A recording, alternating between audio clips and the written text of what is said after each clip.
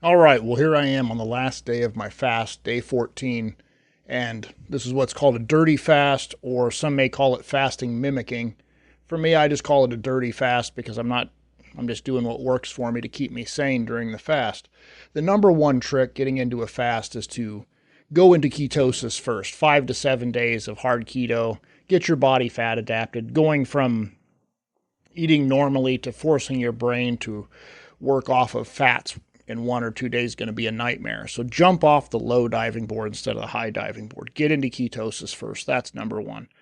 But these little snacks that I do that are under 50 calories a piece, and I have like 1, 2, 3 of them a day, whatever, adds up to about 150 calories a day.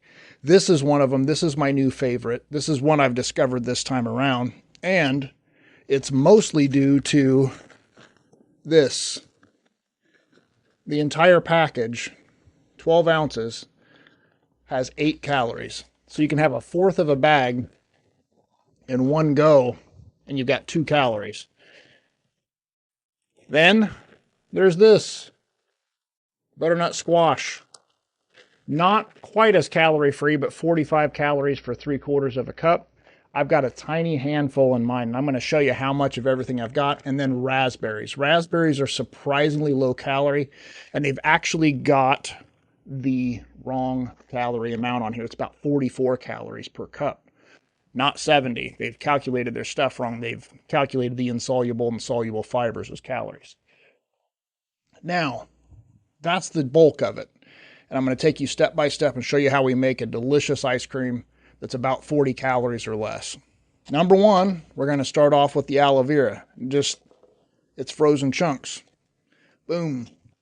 Then, like I said, I have got a handful, and that is, while we're going here, 2 calories. Here's the squash, the butternut squash. It is literally a handful, 10 calories. This is a part of a secret ingredient. This is not mandatory, but it does help the consistency of it. This is methyl cellulose, fiber that bulks things up and makes things solid. It's used in certain hydrogels. We'll get to that soon. 0 calories. That's my coffee. Stevia, plain old, just a couple. I think I put too much in there. 2 or 3 tablespoons if you want. Here's our berries. I have got a half a cup. That is right about 22 to 25 calories. There's our raspberries. Boom. And a little bit of flavor from a flavor packet. These are 5 calories per serving. So we're going to put a serving or 2 in there. We'll just do a serving. We'll say 5 calories base. Whoop, there we go. Something like that. 5, 10 calories, right? So what are we up to? We got 25, 0, 2, 10, 35, 37, 42. There we go. I'm definitely going to use an immersion blender. While you can use water on this part, I'm going to use Dr. Pepper Zero Cherry. Now, that was strawberry watermelon flavoring. You can use cherry, fruit, whatever you want to use. But there we go. I've got about a cup in there. That's probably good enough. Now watch how this mixes up.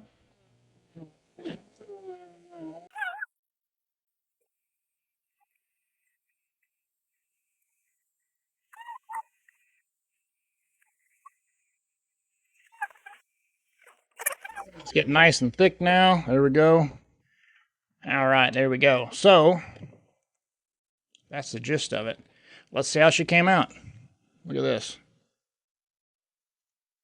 Boom. 2 big cups full of ice cream. That's 4 servings of ice cream according to what a serving is supposed to be. Half a cup, right? And there you go. And it is, I forgot the salt. Actually, a pinch of salt goes a long ways. Oh, but that's not bad. That's pretty good. So each one of these cups right here is about 22 to 25 calories. This is a good way to get your fiber into. You can add a serving or 2 of psyllium husk and get your fiber in for the day as well. I forgot to add that this time, and I forgot to add salt. A good pinch of salt, like 1/4 of a teaspoon in the whole batch, makes it pop. I forgot to do that, but this is still very, very good. A little too much liquid this time, but I'm not complaining. I haven't eaten a meal or any real food in 14 days, so this makes a nice substitute. I do all kinds of things. I do a stir fry, I do all kinds of stuff like that, but every single thing that I do, see, I'll split this up into 2 meals, 22 calories. So the body doesn't even know that you've had anything. So you can continue to get leaner and leaner without losing, once you're fat adapted, you're not burning muscle for fuel, say. So that's one of my little tricks. I thought I'd share that. This time around, I found that ecdysterone is more valuable than I thought because I quit taking it for a couple days just because I wasn't thinking about it and started to feel run down. I started taking EcdyBoost again and a little more energy, better blood flow, maybe better oxygen to the brain, and also very small oxytocin shots this time around. I'm trying the same method as a buddy of mine uses, just very low dose every other day.